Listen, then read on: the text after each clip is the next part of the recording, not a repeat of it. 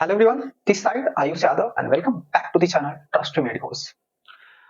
मैं अपनी हर एक वीडियो में आपको आपकी हर एक छोटी सी छोटी मिस्टेक बताता हूँ और इस वीडियो के थ्रू भी मैं आपको तीन मिस्टेक को कन्वे करना चाहता हूँ जो कि मोस्ट ऑफ द पेरेंट्स करते हैं। बहुत ही छोटी सी मिस्टेक है बट वो करते हैं, इसके वजह से वो कई बार सेलेक्ट भी नहीं हो पाते हैं। और कई बार तो ऐसे स्टूडेंट होते हैं जो, जैसा कि मैं जब मैं नीट 23 दे रहा था तो मैं हर एक टेस्ट में 600 स्कोर करता था। नीट के 2 दिन 3 दिन पहले तक जो टेस्ट दिया उसमें 600 प्लस स्कोर किया, 601 605 एंड पूरे साल 615 ऐसा स्कोर था मेरा। बट मेरा जो एट द एंड स्कोर बना वो सिर्फ 531 था। और कुछ ऐसे मेरे बैचमेट्स थे जो कि मेरे से कभी वो 550 तक टच नहीं किए, लेकिन मैंने एट द एंड उन्होंने काफी अच्छे, एक मेरा दोस्त था उसने कभी 550 स्कोर नहीं किया बट वो एट द एंड केजीओमी में है अभी, वो 670 स्कोर किया था 23 में। मतलब मैंने देखा कि ये मैटर नहीं करता है कि तुम कितना माइनर्स में स्कोर करते हो, बट ये मैटर करता है कि तुम्हारा एटीट्यूड क्या है, तुम कैसे प्रिपरेशन कर रहे हो। ठीक ना? तो ये तीन मिस्टेक बता रहा हूँ, प्लीज ये लास्ट तक देखना। तुम्हें जरूर कुछ ना कुछ बहुत मतलब इंपॉर्टेंस ऐसा पता चलेगा कि तुम क्या मिस्टेक कर रहे थे, उसे जरूर तुझे सुधारना चाहिए। ठीक ना? तो तुम जरूर देखना इसको एट द एंड तक। सो स्टार्ट करते हैं। तो पहला ये है कि जो मोस्ट ऑफ द एस्पायरेंट होते हैं वो सिर्फ, अगर फिजिक्स की बात, मेनली फिजिक्स की बात कर रहा हूँ, तो सिर्फ फिजिक्स के नोट्स ही पढ़ते जाते हैं। उनसे पूछो कि तुम्हें डाउट नहीं होता, डाउट कहां से होगा, फिजिक्स का पूरा मतलब मेरा नोट्स क्लियर है, बस नोट्स ही तो सर बोले हैं। भाई नोट्स क्लियर करने से तुम 100 120 130 तक स्कोर कर सकते हो फिजिक्स में, शायद वो भी बहुत हाईएस्ट, बट उससे ज्यादा 180 तक नहीं पहुंच सकते हो तुम। और तुम्हें बहुत अच्छा लगेगा, हाँ मुझे नोट्स पढ़ता हूँ बहुत अच्छा लगता है, 4 बार 5 बार 10 बार पढ़ चुका हूँ, बहुत सही, सब याद हो चुका है। बट एट द एंड तुम्हें कुछ अच्छा रिजल्ट नहीं मिलने वाला इससे। तो मेरी मानो, नोट्स को सिर्फ 3 से 4 बार पढ़ो, उससे तुम्हें 70 to 80% तुम्हें चीजें याद हो जाएंगी, या मतलब तुझे समझ आ जाएगा, कमांड हो जाएगा टॉपिक्स पे, जो चीज पे तुम्हें कमांड होना चाहिए। तुम्हें शॉर्ट नोट मतलब उससे तुम्हें फॉर्मूले कॉन्सेप्ट सब कुछ आ जाते हैं, क्योंकि एक बार क्लास में कर लिए, 3 4 बार रिवाइज कर लिए, उतना हो जाता है।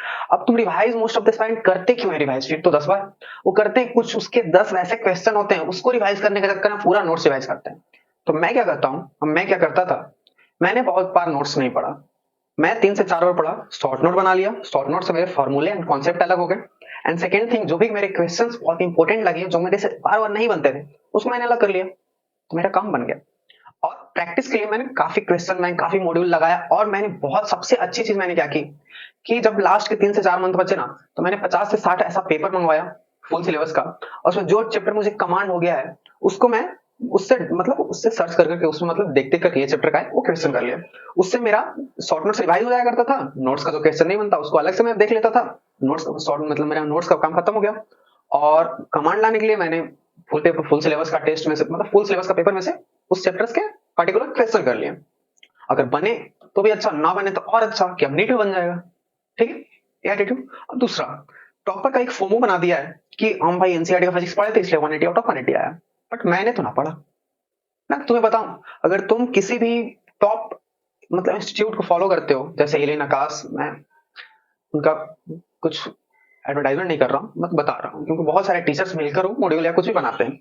अगर उनके सारे मॉड्यूल तुम फॉलो कर ले रहे हो, हर एक क्वेश्चन कर रहे हो उनका, उनके नोट्स को बहुत अच्छे से कर लिए हो, तो तुम्हें नीड नहीं है कि तुम हर एक चैप्टर के एनसीईआरटी के, अगर एक फिजिक्स के एक चैप्टर पे जाओ तुम 10 से 12 घंटा लगता है। तुम अगर बहुत इंटेलिजेंट हो 5 से 6 घंटे, बट क्यों वेस्ट कर रहे हो उसमें? मुझे नहीं लगता कि उससे देखो क्या होता है। जैसे इस बार का एक क्वेश्चन था जिसमें सीजीआई ने भी काफी उस पर बहस किया था, और उसका बहुत लोगों का वो गलत भी हुआ आंसर, ठीक ना, एनसीईआरटी की वजह से। तो मैं कहता हूं कि तुम नोट्स प्लस मॉड्यूल के क्वेश्चन से कॉन्सेप्ट को क्लियर करो। अगर तुम्हारा कॉन्सेप्ट रहेगा तो नीट में जो क्वेश्चन आते हैं एनसीईआरटी से भी आएंगे तो कॉन्सेप्ट बेस्ड ही आएंगे, तो तुमसे हो जाएंगे, ना कि बायो की तरह लाइन उठाकर दिया जाएगा। समझ रहे हो? तो वो ज्यादा करो, तुम कॉन्सेप्ट क्लियरेंस पे ज्यादा ध्यान दो, ना कि एनसीईआरटी की लाइन रटने में फिजिक्स की। दूसरा, इसमें ज्यादा टाइम वेस्ट, बहुत तुम्हारे पास टाइम है, तुमने बहुत कुछ कर लिया है, मॉड्यूल सारा कर लिया है, बहुत सारे बुक्स भी नहीं लगाने बोल रहा हूं मैं, तुम मॉड्यूल कर लो, अपना नोट्स क्लियर कर लो, एंड फिर लास्ट में बहुत सारे टेस्ट दे लो, बस, ज्यादा बुक्स नहीं लगाने। ठीक है? और एनसीईआरटी का अगर उसके बाद भी तुम्हारे पास टाइम बचता है तो एनसीईआरटी कर लो। But most of the student गलती क्या कर रहे हैं, उन्हें अपना कॉन्सेप्ट पे कमांड है नहीं, अपने मॉड्यूल को किया है नहीं, बट एनसीईआरटी उन लोगों को पढ़ना है क्योंकि टॉपर ने बोला है भाई। तो ये मत करो। अब थर्ड मिस्टेक, जिसकी वजह से मैं 23 में पूरे साल बहुत अच्छा स्कोर किया, एलियन के टेस्ट में टॉप 100 टॉप 50 में रहा, बट तब भी सेलेक्ट नहीं हो पाया। और वही मैंने बताया कि मेरा एक दोस्त था जिसने कभी 550 क्रॉस नहीं किया, लेकिन वो भी केजीएमयू में है, 670 स्कोर के साथ था वो। मतलब वो बैच में, हमारे बैच में आई थिंक हाईएस्ट गया था 680, MA06 बैच में था मैं, और उसका स्कोर सेकंड हाईएस्ट था 670। और उसका एक ही चीज था कि उसने प्रिपरेशन बहुत राइट वे में किया था। एंड उसी के लिए मैं बता रहा हूँ, ये डर मेरे में बहुत ज्यादा डर था। अच्छा स्कोर करते हुए भी मैं डर रहा था। मैं 600 के पास में स्कोर कर रहा था, तब भी डर रहा था क्या होगा। तो दो स्टूडेंट होते हैं, एक तो बहुत ज्यादा डर कर, जैसे मैं था 23 में कि 531 पे आ गया। उसने डरा नहीं, 600 से भी काफी 550 तक स्कोर कर रहा था, लेकिन उसने नीट में 670 स्कोर किया। मतलब ये डर जो है ना, तुम अगर 600 650 भी स्कोर कर रहे हो, आई थिंक तुम सेलेक्ट ना हो पाओ नीट में। समझ रहे हो? तो फियर ऑफ फेलियर तो तुम भूल ही जाओ, ये दिमाग में रख लो, मेरा नहीं होगा तो किसी का नहीं होगा। तुम्हारा कैसा भी चल रहा है, बस तेरे में ए एटीट्यूड तो होगा। अगर होगा ना तो पक्का तू इंप्रूव करेगा। अगर 550 है तो 600 प्लस तो पक्का जाएगा। लेकिन अगर तू 400 भी स्कोर कर रहा है ना, अगर तुझे ए डर पकड़ लिया तो तू 200 भी स्कोर ना कर पाए शायद। सो मेरी बातों को मानो, जेन्युइन एडवाइस दे रहा हूँ, ले लो। क्योंकि मैंने जो फेस किया कि अच्छा उसको साल भर अच्छा ऐसा लगा ही नहीं कि मेरा सिलेक्शन नहीं होगा, बट एट द एंड मेरा नहीं हुआ। और इसको 550 स्कोर करके भी सेलेक्ट हुआ, क्योंकि इसे पता था मेरा तो होगा। बस इतना ही का डिफरेंस है सेलेक्टेड स्टूडेंट में और ना सेलेक्टेड स्टूडेंट में। So thank you.